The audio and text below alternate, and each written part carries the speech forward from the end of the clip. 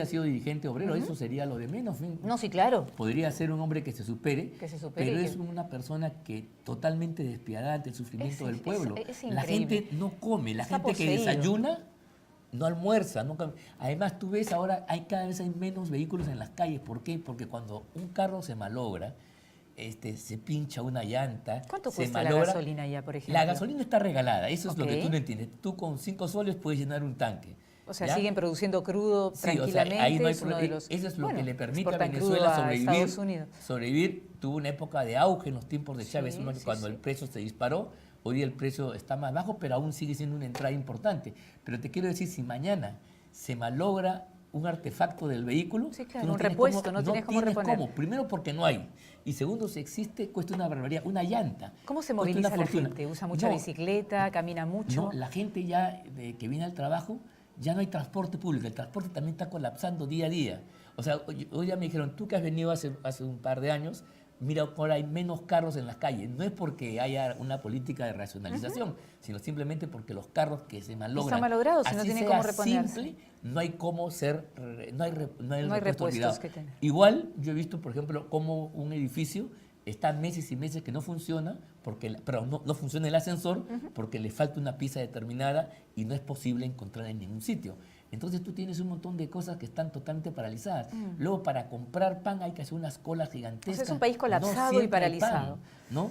Además tú para conseguir alimentos tienes que ir a determinados mercados negros. Hay gente que logra acaparar un poco más y te vende eso a un precio totalmente distinto que no tiene nada que ver con el ¿Qué precio es lo que oficial. no falta en la comida, por ejemplo? Frijoles, arroz, es lo que más se come. Pero con mucha precariedad. Carne poco. Pero con mucha precariedad, con mucha precariedad. Salvo la gente que está vinculada al gobierno, que se llaman los enchufados, salvo la gente que trabaja en embajadas o en empresas extranjeras que Tiene sus reciben en dólares, privilegios. son aquellos que ocupan algunos centros de la ciudad que son como unas pequeñas islas, unas burbujas, ¿verdad?, donde los hoteles son un poco mejores y demás. Pero la carencia, la pobreza, el decaimiento, así como el ánimo de la población, tú lo encuentras plomizo por los suelos, totalmente. ¿Tú fuiste hace cuánto tiempo atrás? Yo fui hace 2 años 2 exactamente años. a Venezuela. ¿Y el ánimo de la gente, cómo lo has visto No, en ya relación siempre. No. en relación a esos 2 años atrás? Mira, en ese momento todavía estaban un poco eufóricos porque había el año anterior, en 2015, en diciembre, se produjo elecciones al Parlamento, a la Asamblea Legislativa, y se había producido un triunfo contundente de la oposición. En ese Claro, una momento, luz de esperanza. Ahora, Maduro recién se había estrenado como gobernante, luego de una precarísima y dudosa victoria frente a Capriles, una elección que, en fin, fue por milímetros y además hubo fraude y todo lo demás, pero no hubo como en ese momento torcerle la mano. Pero en ese momento yo creo que fue el momento más importante de la oposición.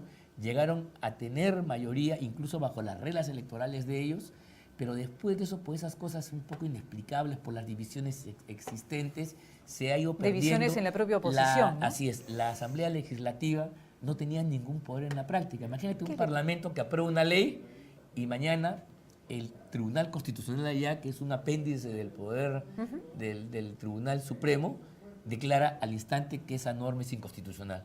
Entonces, ninguna disposición, salvo algunas simbólicas, ninguna importante podía tener fuerza de ley.